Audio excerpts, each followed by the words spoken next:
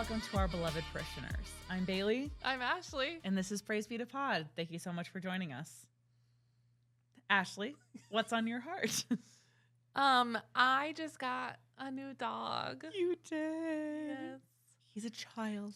He's a tiny little guy. He's 9 pounds, 9 months. And his name is Coach Eric Taylor. And he's so cute. Texas forever. It's a Friday Night Lights name. Yeah. That sounds about right. It was between that and Landry Clark. So that would have been cute too. yeah. But I like Coach. Yeah, but like Coach, just as Coach, it's cute. Yeah, I agree.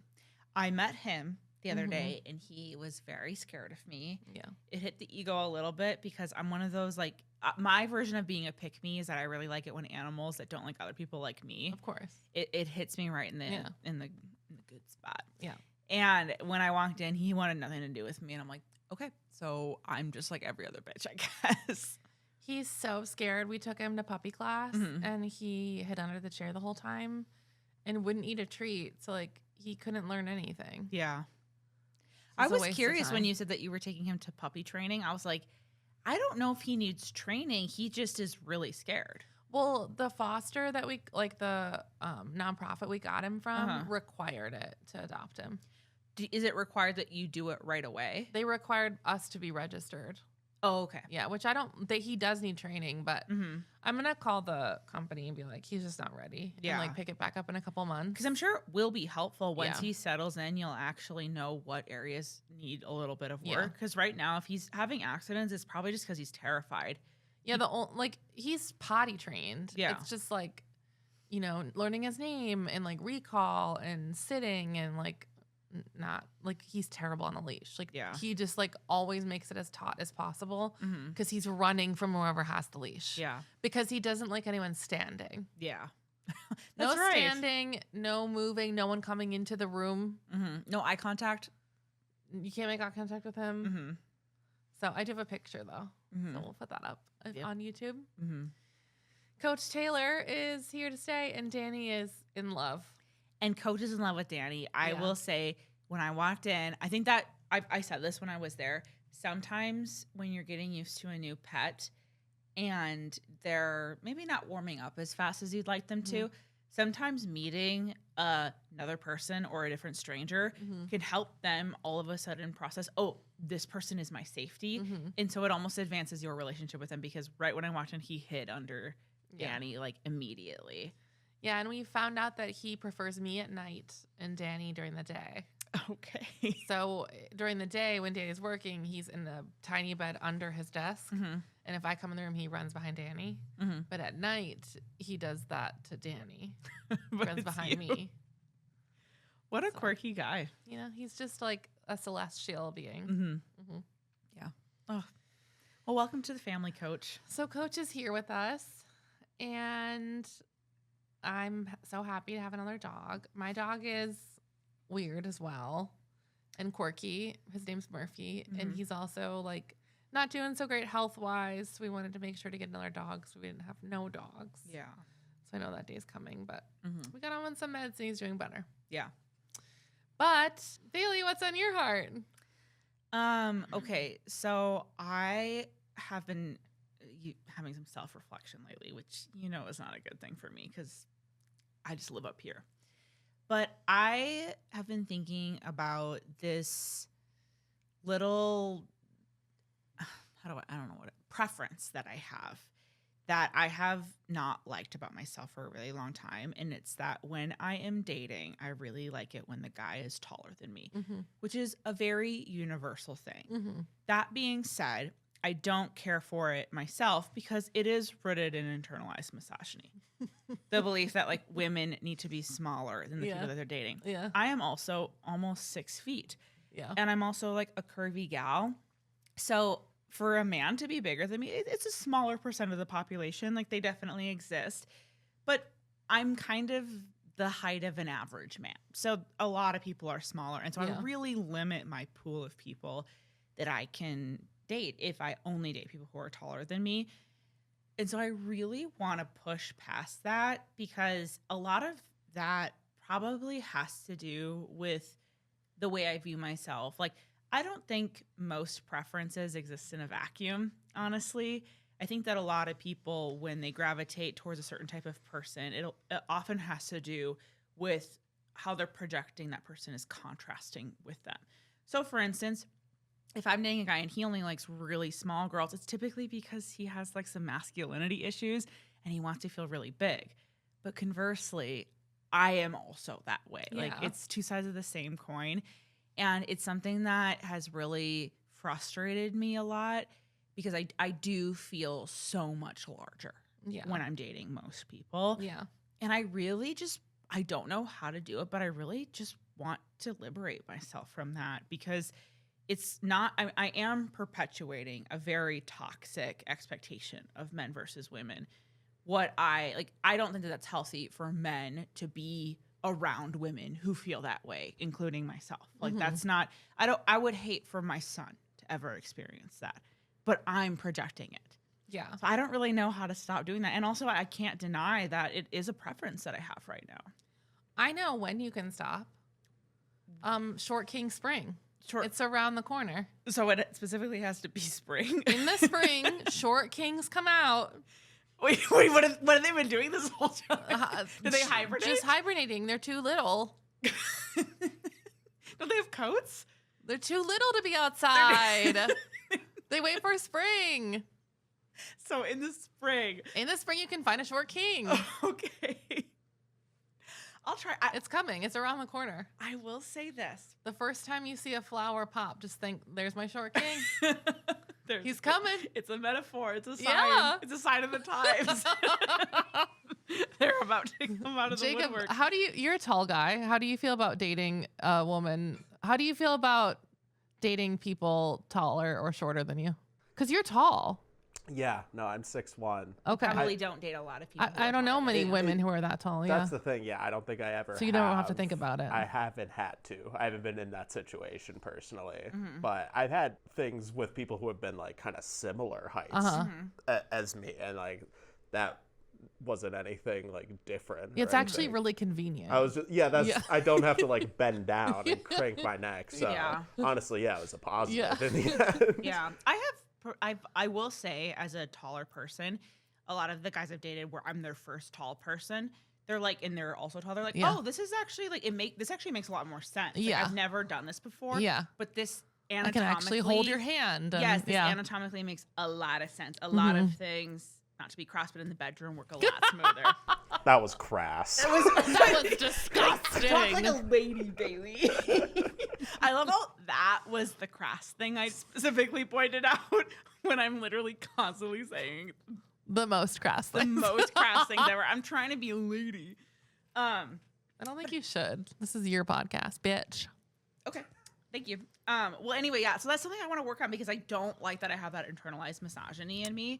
And it impacts a lot of areas of my life, too. Even if I'm hanging out with my girlfriends and we all take a group photo, I can always tell that I'm so much bigger than everyone else. Yeah. And I hate to say this, ruin my night. Yeah. Like, I hate that about me. Like, I do not think that is an okay thing, but it will literally make me sulk the rest of the night. And who the fuck wants to be around somebody who feels that way? That is such an insufferable person. Okay. There's so many things going on here. Okay. Number one, I have some mantras I learned in recovery that really help when you have moments like that. Okay. So one is like, this is the only body I'll ever have. Mm-hmm. So I think that. And then I think like. Is that to like help you it just helps me to accept myself and know that like my body allows me to have my life. Yeah.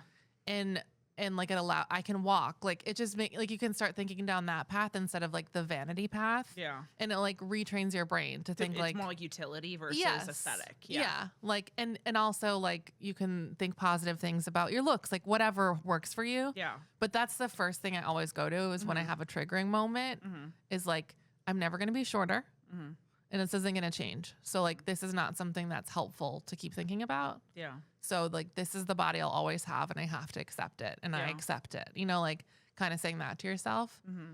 There's more, but, like, that's the first one I go to every time. Yeah. Totally normal. It's so interesting to me how much resistance I feel right now hearing you say that. I'll have to, like, think about that more because in my mind, I'm just like, oh, well, something being true. Like, yes, it's true. This is the only body I've ever had, but I still want to be self-deprecating on top of that. Like, I can't explain it. It's a very weird thing. Yeah. One thing that I have resonated with more is body neutrality over body positivity.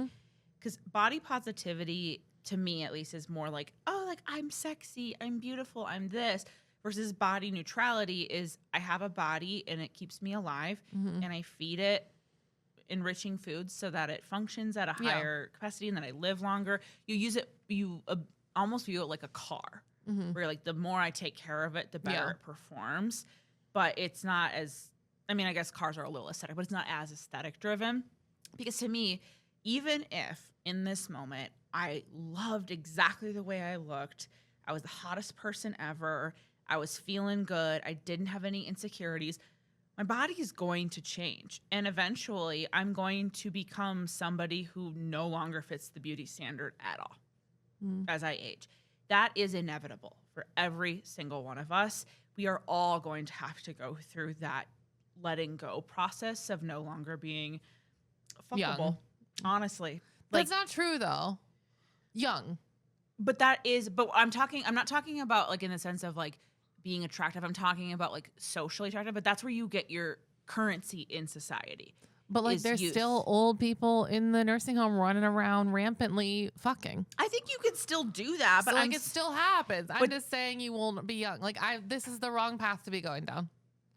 I disagree. I'm not talking specifically about being attractive or people desiring you. I'm talking about having the social currency that comes with being attractive by like toxic beauty standards. Like when you are young and you are tiny and you fulfill like Western beauty standards, there is a social currency that comes with that. Your life is easier. Yeah. You lose that as you get older. But I've never had that. Well, yeah. You know so like, sure. Like I'm just saying that like, no matter how somebody looks, you have to let that go anyway. Yeah. So body neutrality makes more sense in that world where it's just a functioning body anyway. That just feels a lot more like a worldview that will help you age or go through any stage of life, and it works for everyone. That makes sense. Yeah. I also wanted to talk about how I've been married to a short man and a tall man. And it's much nicer to be married to a tall man. But why? So I know this is going against everything you're saying. Is it like he accepts himself more though? It's just not something I think about anymore. Like, but have you interrogated why you now no longer have to think about it? I don't know. Because that to me is, if I'm being frank, is probably internalized misogyny, where I don't think about it too when I'm with someone who's 6'5", because I'm finally in a dynamic that society deems acceptable. So it's not a mental burden in my mind anymore because I'm finally fitting the puzzle that society wants me to. When I am not doing that thing and it's on my mind more and it's bothersome to me, but it is because I am fighting the patriarchy by doing that. One thing that is hard, like traveling with my dad or with Danny, is like they both have like wide shoulders and they're tall. So it's like none of us fit in this car or in this seat. Yeah. Like this isn't nice to all sit together. There's also there's logistical stuff. Yeah, like logistical stuff that it's like if someone could be shorter in this scenario, it'd be great. Yeah. I will say a lot of the young men that I have dated in the past have been in the 6'3" to 6'5" range. And the world isn't really made for them either, like logistically speaking, but they are beauty standard wise, like what the average woman is looking for, I guess, in terms of height.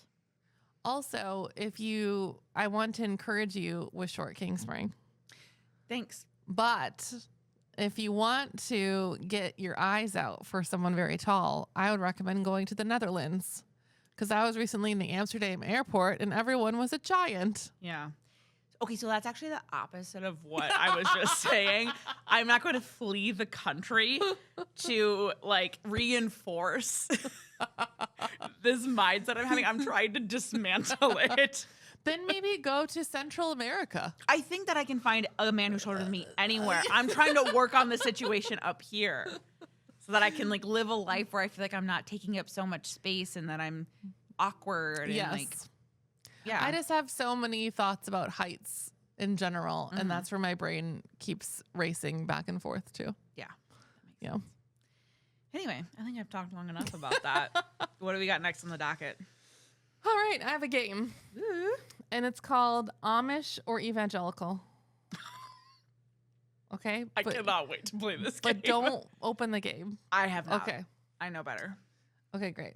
So the game is, I'm going to say something, and then you tell me if it's Amish or evangelical. It's pretty easy. Okay. Okay, we don't believe you can ever be 100% sure you're saved. That's probably evangelical. Amish, maybe both. Oh, that's so both. Yeah. Yeah. But the Amish really believe, like, we don't know. Yeah, but the evangelicals are like, many will say, Lord, Lord. And then God will say, I never knew you. Depart from me, you wicked servant. Yes. Or whatever he says. Okay, political engagement is an important expression of Christian values. That's evangelical. Very. Church discipline is normal and expected. Church discipline? Mm-hmm. Is that like the church disciplining a person? Or what does Yeah, that like, mean? oh, this man had an affair. Okay, The church needs to discipline That sounds him. Amish. Yeah, it could be both, but Yeah. definitely Amish. I'm assuming it's yeah. more formalized in Yeah. the Amish practice, and then it's more of like a socialism. Mm-hmm. A single conversion moment is more important than lifelong obedience. Evangelical. Very. Salvation is something you work out slowly with the community. Amish.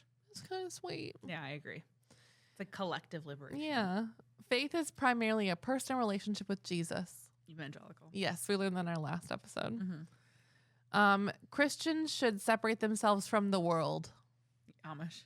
Well, Yeah. no, and evangelical. Yeah, both. Set apart. Yes. Okay, cute. So set apart. Claiming moral authority over non-Christians is inappropriate. That's Amish. Yes. 'Cause evangelicals love to claim moral Totally. authority. Christianity should shape laws and public policy. Evangelical. Correct. Christians should be willing to suffer rather than use power. Well, evangelicals do like to suffer, but they also like power. So I'm assuming you're referring to the Amish with that one. Leadership is based on charisma and gifting. Evangelical. Yes. Okay, last one. Christianity should avoid being entangled with nationalism. Amish. Yeah. If you're noticing a pattern, the Amish sound a lot more like Jesus than American Christianity. I did notice a pattern, admittedly. Yes, sadly. Mm-hmm. All right. Well, that brings us to part 2 of America's least understood society, the Amish. So today in North America, around 400,000 Amish live here today, and it is a community growing at rates far above the U.S. average. But what does daily life look like? Mm-hmm. I don't know. Is it a bucket and pail situation? I know you don't like My those least favorite dynamics. I don't like. What legal protections do they have? What's a day in the life? How do they get married? These are all the questions I asked the internet. So, as I said, the current population is around 400,000. They live in 32 U.S. states and several Canadian provinces, mainly Pennsylvania, Ohio, Indiana, and then there's a large population in Wisconsin, New York, Michigan. But the population has doubled over the last 20 years. Is it just because they have larger families? Yes, they are highly fertile, and they have a pretty strong retention rate. Not many people leave the Amish faith. Yeah, there is. There's a lot of consequence to leaving the Amish, a lot of exile. So that makes sense. That it's not something you dabble in unless you're doing rumspringa. We'll get into all of it. Mm-hmm. Okay, so unlike other religious communities, they are growing. And some of their core values are humility, family, community, separation from worldly ambition, pacifism, and nonviolence. They do have an unwritten code called the Ordnung. Have you heard of this? No, I haven't. Me neither. I don't know if I'm saying it right, but I doubt any Amish are going to listen. German? So, yes. That is like a rule book about how they dress, technology, transportation, behavior. It's central to Amish life, and they kind of think of it as their constitution. So it's the German word for order or discipline. and it sets the guidelines for everything. And it just creates some community cohesion, encourages simplicity and obedience, and it is the way that they handle counseling and discipline. So disciplines include warnings, exclusion from communion, and shunning for a serious violation, which we've all heard of. So new families or converts learn the code of conduct before fully joining the church. And it's more than like rules, it's philosophy, it's like separating yourself from worldly influence, those kind of things. I just heard you say converts. So they do have converts. It's not, you're not just born into it. Correct. I did not know that. You are allowed to convert. Wow. Yes. So I could, in theory, become Amish You if could. I wanted to. You might. I don't think this Not be podcast would be accepted. very good for my resume. No, but would they listen? Well, you know what? I'll be goddamned. Maybe I'm a shoo-in. Okay, so some of the core tenets religiously is that the Bible is authoritative. Jesus is Lord and Savior. They still believe in the Trinity. The New Testament is central to Christian life, and they would definitely recognize themselves as Christians. But I think one of the biggest differences is faith must be lived, not just believed. So they believe Christianity is something you practice daily, and obedience matters just as much as believing. Okay. So like ethics, humility, and community are central. They really take seriously like faith without works is dead. Yeah. And they aren't violent. They forgive. They love their enemies, those kind of things like Jesus. Very communal. And again, like we talked about last week, is they don't have any infant baptism. That's basically what started their whole separation. And baptism usually happens in late teens or adulthood. And that marks a conscious choice, a commitment to the church, an acceptance of the discipline to their discipline book, the Ordnung. Okay. They're very, very anti-pride, anti-nationalism. They don't serve in the military, and they don't like weapons, obviously. Do they believe that their practice is superior to other expressions of Christianity? Like, good question. Because pride, you've talked about pride, or that there isn't like a incentive to persuade people to join your practice. But I do think that there is, and this could just be my own projection, a societal projection, that there's judgment on particularly pious communities. Like, you know, if somebody who was dressed really modestly in their community looked at someone like me, they might think that I was dressed too masculine or too revealing, but maybe they aren't really that as concerned. Maybe that was a projection I had. I don't know. Because I didn't hear any like firsthand accounts, but it's like one of their most important concepts is humility and submitting to God and the community. So everything is more about community than like individuals. Yeah. So I think they would just think of you as a part of your community and a part of your culture. Okay. And it's the culture at large, not just one person dressing like something. Okay. Yeah. They don't claim that they are certain of salvation, and even being assured is prideful. That's interesting. Isn't it? Actually. Yes. I mean, I agree. I mean, I don't really believe in like traditional modes of like salvation and damnation, but I do remember as a young evangelical wrestling with like, I mean, how can really anyone really know? Because my understanding is that a lot of people are going to be deceived. So inherently that means that it is not, you can't be super confident. Yeah. That it actually is important to kind of walk on eggshells around it or walk a tight line. So, but yeah, I don't know. Okay, so an Amish church service is within people's homes. They use German dialects like Pennsylvania Dutch, and they do a Holy Communion and foot washing. It's very slow, very physically uncomfortable, and non-performative. So it's every other Sunday. It's 2.5 to 3 hours, no childcare, no breaks, lots of singing, slow, unaccompanied hymns from the Ausbund, which is a 16th century hymnal sung in High German with no harmony and no instruments. Gorgeous. Yikes. And Would you love it? A little. If I was on shrooms, maybe. I think I would actually adore it on shrooms. It kind of feels like a mission trip. Like, have you ever been to a mission trip in another country and you had to go to church? Yeah. It's always so long. Yeah, but you just kind of like sit into it. Like you just sit, you're like, you think about where you are and who they are. You just long. I just love to yearn. You just I love to yearn, and I just imagine things all the time. I got my little brain stories. I'm not worried about dead space.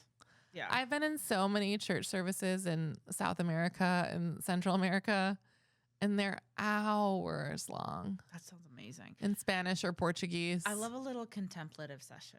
So my favorite church holiday is Ash Wednesday. I think we have different ADHD. My favorite church holiday is Ash Wednesday, which is coming up. This is what I have done historically. I microdose or I major dose shrooms. And I go into the Ash Wednesday service. And it is there that God tells me what I need to give up for Lent. It's usually drugs and alcohol. And I just look at this little stained glass and I just look at the little lights. It is the most it's the most spiritual night of my life. Oh my gosh. It's amazing. I'm going to do it next week or in 2 weeks from now. What's Ash Wednesday? Not for when people listen, but when we record. Yeah. Yeah. Can't wait to hear about that. Yeah, me too. It'll be fun. It always is. Okay, so they have long periods of kneeling, silent and spoken prayers, a sermon from a minister, a sermon from a bishop. These are unscripted, biblically centered, and focused on their values. No emotional manipulation, of course.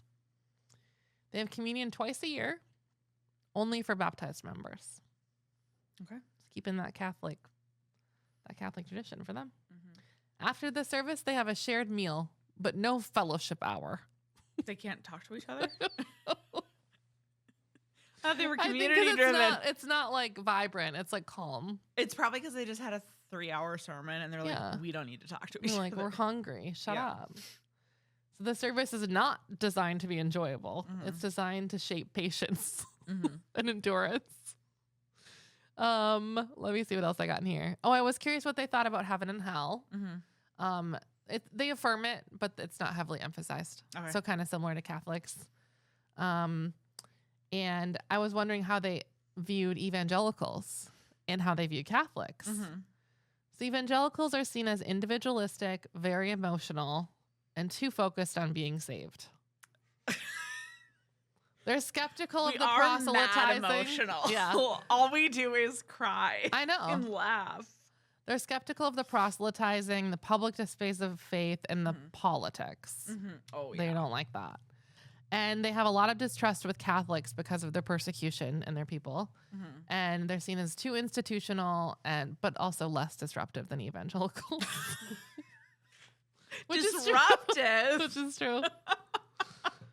So, we do love a good interruption. In general, they just prefer separating themselves rather than confronting anything. Yeah. All right. So one thing we do know about the Amish is they have particular hairstyles. Yep. And outfits. So men can grow beards after they're married. But not until. Yeah. So then you know who's single. Well, and also so that you know like what their jaw structure is like before you get married. Because you don't want to have like a situation where they shave one day and you're like, do you know that I've never seen Danny's face? Really? No. Do you think he has a chin? I saw a picture of him younger and I was like, well, look at that jawline. What are you doing? Yeah. So I do like a beard though. Yeah. He's a great beard. I do love a good beard. But good point. I married him and I was like, oh my God, I've never seen his face. Yeah. You just didn't know the whole situation. Yikes. But you can go find yourself a short king in Pennsylvania. I don't think I need to specifically in Pennsylvania.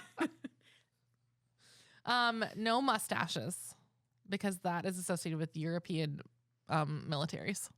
I love a mustache. That is my favorite form of facial hair. Beard equals adulthood and responsibility. They have short, neat hair, no extreme styles. And women keep their hair long, but after they're married, it's covered. So you know, no longer single because they covered that hair. The head covering signals modesty. The long hair is pulled back neatly.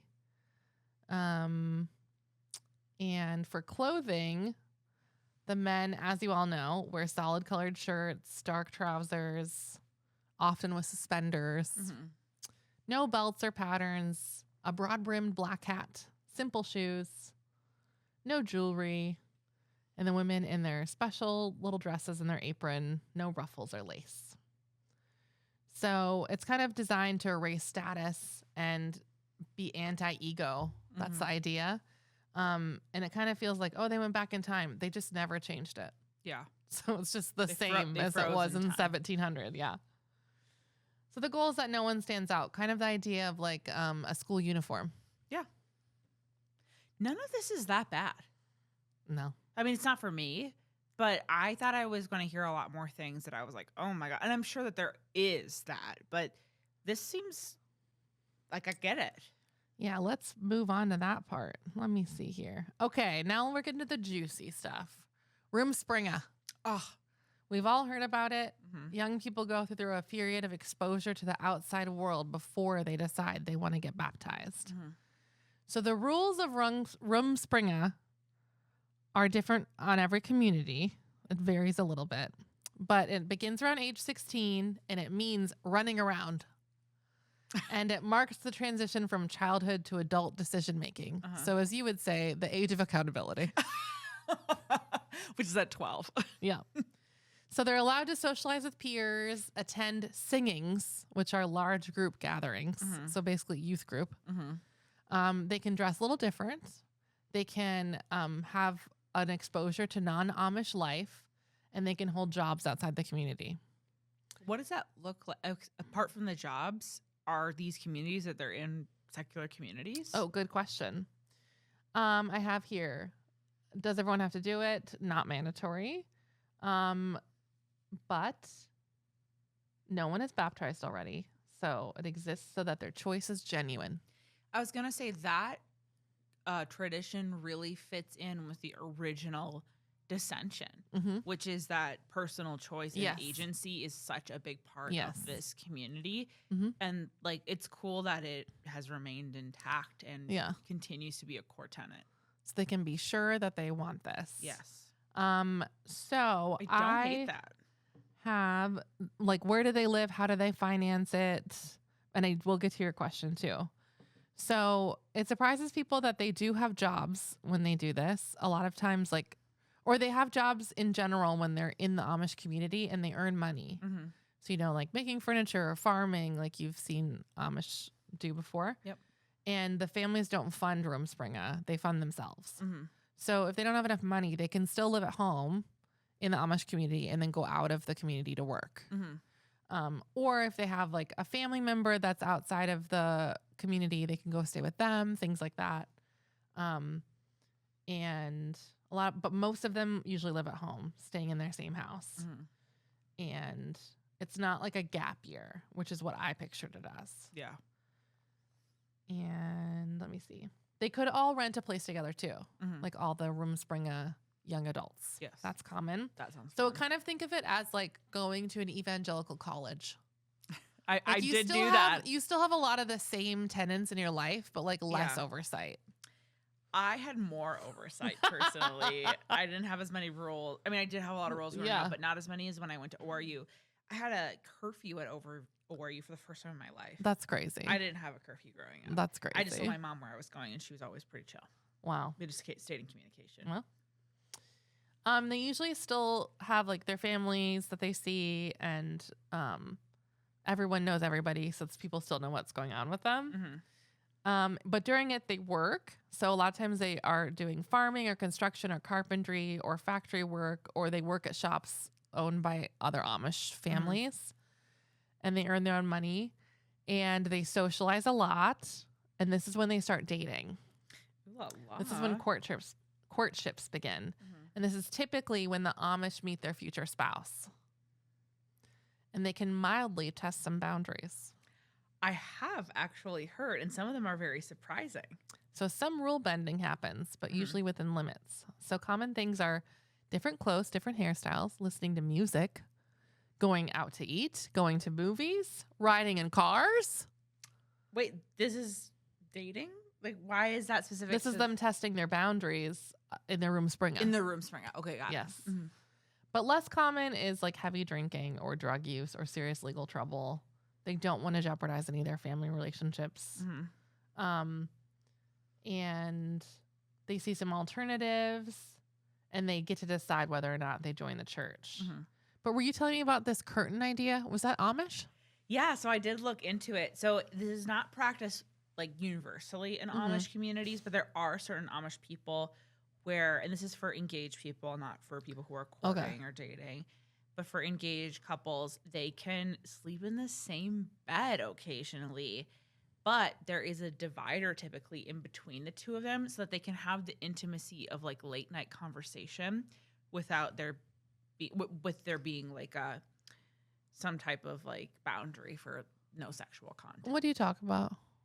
What do you mean? What are you talking about?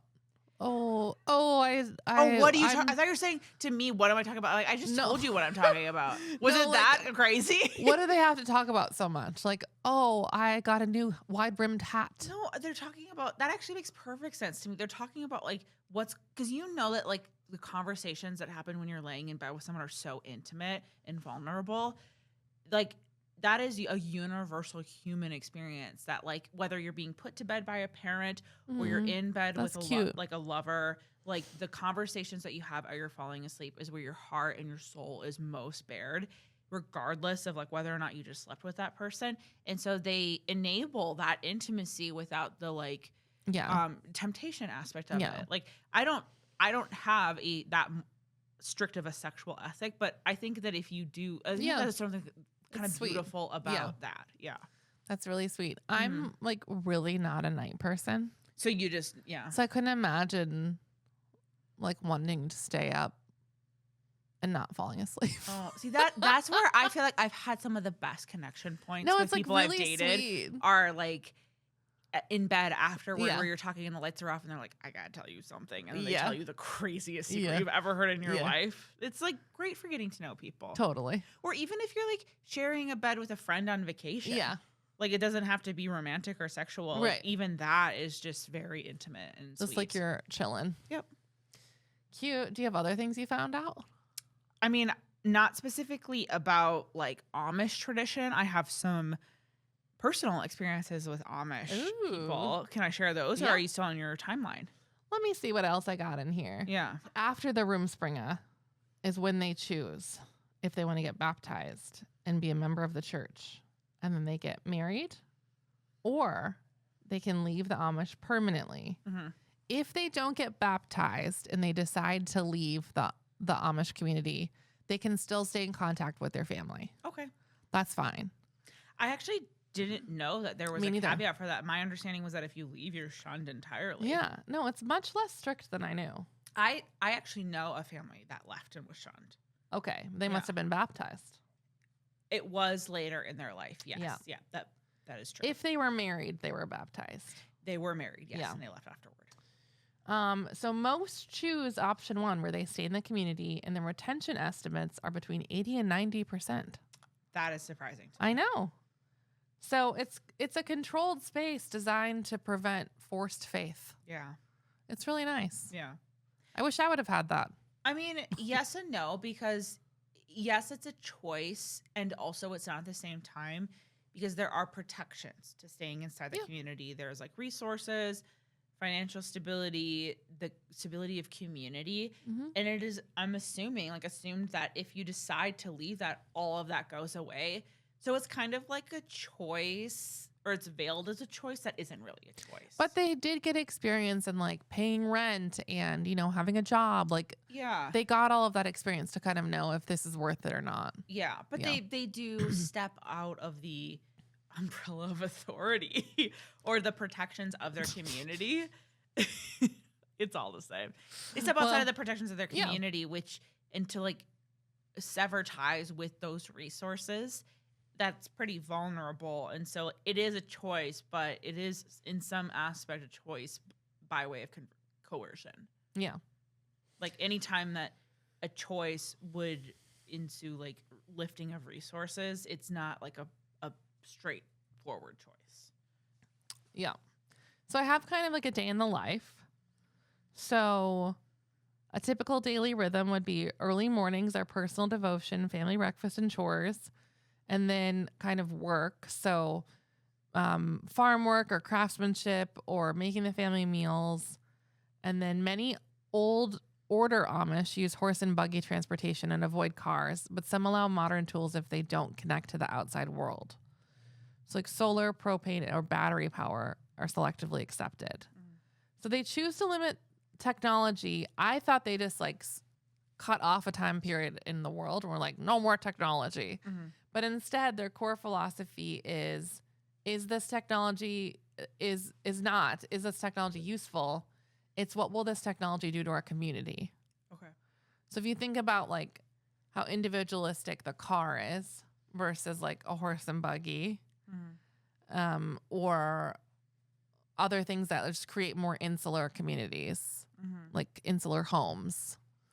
I guess I don't really see a car to be more insular than a buggy. Like they're both confined spaces. You need more resource, like you need horses and you need like people taking care of them. Like, oh, sure. So you like know? maybe like they're, yes. Okay. Technology is limited if it encourages individualism or it weakens the family or church bonds or introduces inequality, or if it reduces dependence on the community. Yeah. And then they socialize with family or community, visiting, quilting bees, church services. Youth may join baseball teams or visit towns during sowing wild oats before baptism. Yikes. That is a quote that I got from the internet, which I don't think is founded. That sounds pretty sexual. And then I was curious who creates the curriculum for Amish schools.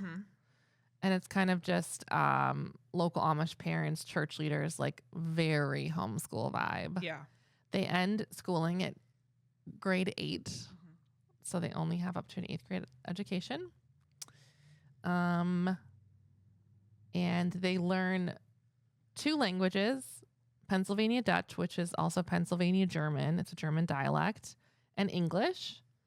And what else? Some things that might surprise people about the Amish, that they run successful businesses. They have bank accounts, accounting software, cell phones for work. A non-Amish employee uses the accounting software. Sometimes they hire drivers and use modern medicine. They participate in local economies and courts and engage in zoning boards and legal systems. They're not as off the grid as I would have expected. Yeah, I guess I'm surprised not about the zoning thing, but it would make sense for like self-interest to have have a hand in like deciding like where like land territories are. Yeah. And each district usually maxes out around 20 to 40 families, because if it grows too large, they can't have like the church services in their houses and things like that. Just becomes too hard. So it's decentralized on purpose and not like this mega church style growth. There is some legal protections, like the Supreme Court case, Wisconsin versus Yoder. That was kind of the case that institutionalized homeschooling, where the Supreme Court ruled that Amish parents can accept their children from compulsory schooling, and they're exempt from Social Security taxes due to religious objections and insurance and government benefits. So there are some things that come up a lot when people think about the Amish, like some red flags. There are some social services concerns because the community is so guarded. Yeah. So obviously education, if you stop schooling at 8th grade, but then end up leaving the community, you have a big gap in your education. Totally. So it kind of stunts people for job security and literacy. They don't have health insurance, so that is a problem if there's a serious problem. And there's some feminine autonomy issues because of the traditional gender roles. Oh, for sure. There's tons of sexism. Yes, very strict gender roles. And then any sort of abuse allegations are dealt with internally, and there isn't like a social services presence or advocate there, which isn't great. And there is limited access to specialized services like mental health issues or disabilities. Some strong mutual aid fills the gaps where state services wouldn't intervene, but there are a lot of places that are prime for abuse. Yeah. Any community that is that insular is going to be a petri dish for abuse and exploitation. Yeah, and I've always heard that there's a lot of issues genetically. Yeah, there's probably a lot of incest. Not incest, but just like the family is too genetically similar because the communities are so small. Is that not what incest would be? Well, incest is actually like sleeping with your sibling. Oh, okay. Which, right? I just assume just any type of like familial sexual relationship would be incest. It's not direct. Okay. You know what I mean? So, but when I looked it up, there isn't a lot to support that. And it's very similar to like Ashkenazi Jews or like any other smaller smaller that's more of like group. A stereotype. It's a stereotype for sure. Yeah. Okay. I'm glad I know that. Yeah. And it's more because they share so much DNA from the 1700s. Like it's just a small community that's been. It's just the byproduct of being insular. Yeah. Versus, okay. That makes a lot more sense. And people can convert into the community too. So it's like opened up some genetic pools. Yeah. But it's an ongoing thing to like watch out for. Yeah. So there's like a couple of diseases that are more common because of their genetic shared history. But I think I have heard of some Amish initiatives to recruit outside people. I tried looking that up too. To help create more genetic diversity. I tried looking that up too, and it was like, this is a big stereotype, and this isn't real. It's sensationalized by the media. So I didn't get a clear answer. Okay. So if anyone out there really knows anyone Amish who knows this is happening, I know the Amish people, but I have not heard of that specifically. Yeah.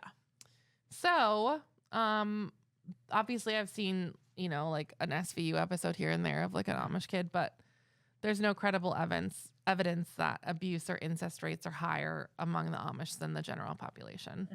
Obviously it does occur because it occurs anywhere. Everywhere, yeah. But there are risk factors with the patriarchal structure and limited engagement with caregivers, things like that. They've been criticized for that. And what did you experience with the Amish? Well, I grew up near a pretty strong Amish community in central Minnesota. And we actually, this is kind of interesting. So we had a Amish family who left their community, started attending our church growing up, which is very wild because we were the only church in the area that had a female pastor. Yeah. So that's quite a jump. But we had this family that had been Amish, and there was a missionary family that moved to the area because they're specifically missionaries to Amish people. And so they kind of connected with that like shared experience or whatever. Not shared experience, but shared like initiative or agenda. I don't want to say the agenda. That sounds a little intense, but just initiative or desire. And so this family started coming to our church, and they stood out quite a lot. And they had a ton of kids. And even though they had left the Amish community, they still dressed Amish and maintained a lot of the practices. Interesting. Yep. But at some point in time, they decided that it was a little bit too much for them. And not that they were going to go back. Yep. They didn't decide to go back to the Amish people, but they decided that having a woman as a pastor, my mother, was just too much for them. So they stepped away from our church. And this is where things get funny. I'm not saying this did or didn't happen. This is their testimony. The wife and the family had a dream that God came to her and said that it was okay for women to be pastors and that their family should return to our church that I grew up in. And they did, which I think is interesting that dream came by way of the wife and of the husband. And the husband was just like, okay. And so they came back to our church, and then in our church made the slow evolution to somewhat modern life. There's still a lot of practices that they kept. I went to their house a few times. It was a really beautiful place. It was kind of homesteader. So I think that they do a lot of they maintained like doing their like hand washing clothes. They had like a hobby farm. a lot of things were localized, but honestly, they probably looked similar to like a homesteading, like TikTok group. Like, probably wouldn't really be able to notice the difference between them. They still wearing like gray dresses? No, so they did for a little bit, and then my mom said that she came. I'm calling her the wife just because I don't want to like reveal their names because that's private. But she actually came to my mom and she was like, "Hey, can we go shopping? Because I want to have like modern clothes." My mom was like, "Okay, let's go." So they went shopping, and my mom thought like we're gonna take it, like we're gonna do dresses and skirts and stuff, like things that will be easier. And she was like, "No, I want a pantsuit." and I was like, she went from Amish to Hillary Clinton in like one shopping spree. What year was this? Like this would have been era? 20. I mean, kind of. Like she's always just been prowling, but like 2011. Okay. So she just decided she wanted specifically pants. And my mom was like, "Okay, let's get you some pants." Right. So they did that. And like, I think now I haven't seen any of them in a while, but I think now you wouldn't know that they were ever Amish. You would just think that they were conservative evangelicals, maybe like Pentecostal or something like that. But like, it was an interesting transition. Yeah. And they also make fantastic bread. Oh. They would always give us bread. Amazing. And like my mom is such a like she has a lot of self-control when it comes to like eating, but we would just get a loaf of bread and we'd be like, we can't stop. We can't stop. It was so good. Yeah. But that was a really interesting experience to hear about like their life.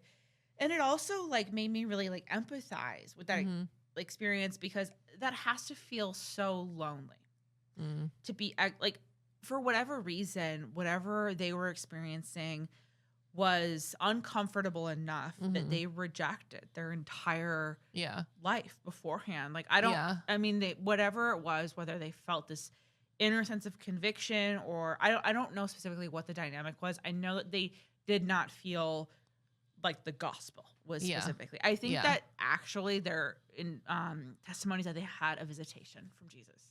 Wow. Yeah. And that is such a lonely road. And I really... there for a really long time, Amish people just seemed very othered. Right. And like, obviously, like several times throughout this episode, I was misinformed when I thought like incest was really like, I still have so many projections, obviously. But like, I really thought about like the humanity behind that experience and how like lonely and courageous that journey is, like moving out of that environment or honestly even staying when like the culture is moving fast forward so fastly. That takes a lot of courage too. So I don't know, I kind of have had a respect for them. And also like I talked about this in our last episode a little bit, evangelicals are really obsessed with Amish people in a weird way. And so there's a lot of romanticization or like exploitation of them. So I feel very like a little protective, I guess. Like, because they're a group that minds their own business. Yeah. It's not like they're not the IBLP where they're like infiltrating like Congress. Right. So I just am like, can't just leave them alone. Totally. Kind of a thing. You know what I mean? Well, and it's so hypocritical of evangelicals is what I was seeing through all my research is like what they believe is completely the opposite of what evangelicals believe. Yeah. The only thing they believe in common is like the Trinity and Jesus and professing your faith through baptism. Yeah. Well, I think that my interpretation, I guess, of what I think evangelicals kind of like fan fiction them a little bit, where they get to live vicariously through like hyper conservatism. And I don't mean politically, I mean like lifestyle wise. I think that there is a part of a lot of evangelicals that wish that they could go back to extremely puritanical boundaries. I also think that there is something that is appealing about living in a culture where the expectations and the roles are so clearly defined. There's probably like some sense of security with that. And there's like a cosplaying of simplicity that I think evangelicals really like. I don't know if you experienced this, because I know that your family specifically wasn't like hyper evangelical, but there was a demographic, or a genre of movies that were like Amish romances that evangelical moms were really into. Did you experience that? No. Okay, so like they were very Hallmarky. So a lot of them, I did some research, were directed by Michael Landon Jr. Do you know who that is? No, it's sounding familiar. Oh, Michael Landon from Little House on the Prairie. Yes. So Michael Landon is who plays Pa Ingle in Little House on the Prairie, which is like very puritanical. So like, hot. Yeah, he's actually so fucking hot. So hot. No, Pa Ingle, like Pa. Ma's hot Pa. too. Ma's hot too. I love Little House on the Prairie, but lore behind that, Pa Ingle, Michael Landon, when he was like an older man, had an abusive or power dynamic affair with a makeup artist on Little House on the Prairie. Pa Ingle, Michael Landon. No. And I don't know how old he was, but he was way older. She was 18, and she was a makeup artist. It broke their family apart. Oh my God. And Michael Landon Jr. went on to be a film director. This is Michael Landon's son. And he made all of these really puritanical movies that evangelical moms loved. So he made these, like, he directed these, like, Love Comes Softly series. Wow. Which were, like, Manifest Destiny, Pioneer era, like, Americana, frontier love stories. Yes. And then Shunning. The Shunning, yes. And then he made a lot of Amish romance movies. Amazing. Or he also, I think, and I might be wrong, he directed the movie about that, like, Amish massacre where there was, like, a gunman who went in and shot a ton of Amish people. He also directed this movie called Saving Sarah Kane, which was a fan favorite in my house. But it was basically a story about how this woman's sister, she's like a journalist, like every Hallmark movie starts, and her sister leaves modern life because she falls in love with this man. She becomes Amish. She has these kids. She passes away. And then Sarah Kane, the like journalist, inherits these children who are Amish. And basically the whole movie is how like modern society corrupts these kids. And then they decide like, you know what? We're all just going to be Amish at the end of the day.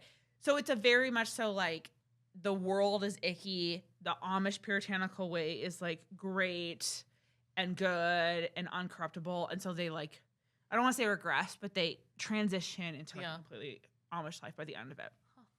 But anyway, a lot of themes of like extremely clear-cut gender roles, traditional family kind of, and there's a lot of really noble men in a lot of them. So in Love Comes Softly, there's this patriarch in them who's like, my mom was like, or just honestly, not even just my mom, any evangelical woman was like, I think his name was like Clark or something, but they were all like, he is so great. He's the perfect man. And my theory is that Michael Landon Jr. was so broken by his dad having this front of being this like really wholesome person who had this affair that destroyed their family. So my theory is that he made all of these movies to like live out this dream he had of like a truly noble, good man. Wow. Who was a patriarch in all of these families. And that makes sense a lot to me why evangelical moms and wives gravitated towards these movies so much is because they embodied a man they would never know, but was promised to them in scripture. Yeah. Like this. The real Pa Ingle. The real Pa Ingle who didn't exist. Pa. I know. So like all of these movies have these like fantastic-ish men who take care of their women and they're so noble.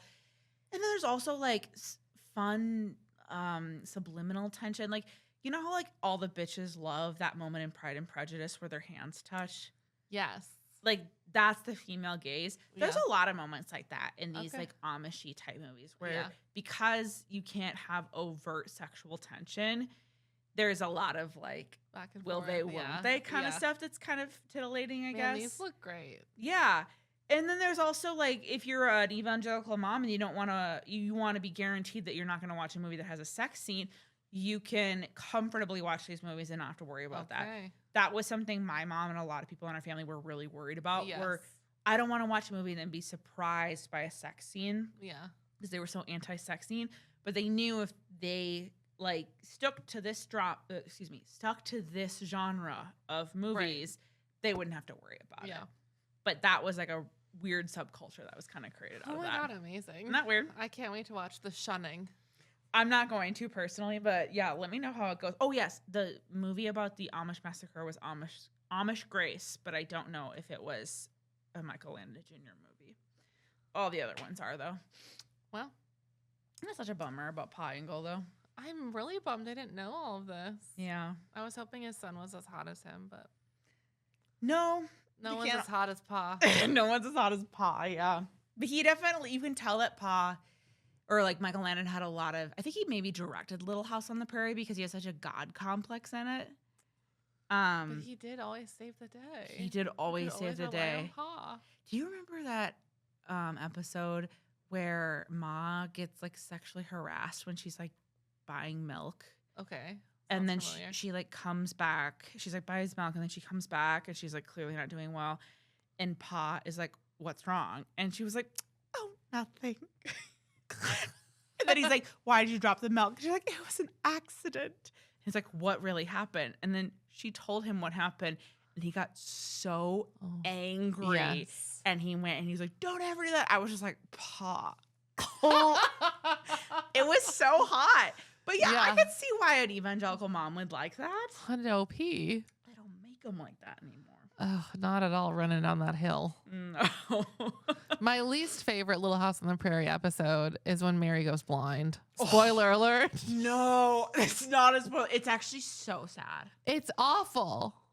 And I was like, make it go away, make it go away. It was so sad. And then anything with Nellie Olson. Nellie. So easy to hate. Do you remember when Nellie falls in love with that Jewish boy and her mom freaks out because A, he's shorter than her? Funny. Wow. Literally, he's like, "He's shorter than you." And she's like, "I don't care. I'm in love with him." Oh, wow. And then She B, teaches us a lesson, us he's tall girls. Jewish. And then her mom doesn't like that Yikes. at all. But anyway, she falls in love with a Jewish guy who's shorter than her. How'd they even find a Jewish man in little Mankato? Oh, because yeah, they are from Mankato. But you know, they make a lot of trips to Minneapolis. And Do they? Yeah, there's got to be Jewish people in Minneapolis. Oh, Anyway. Amazing. Okay, well, we better wrap it up here.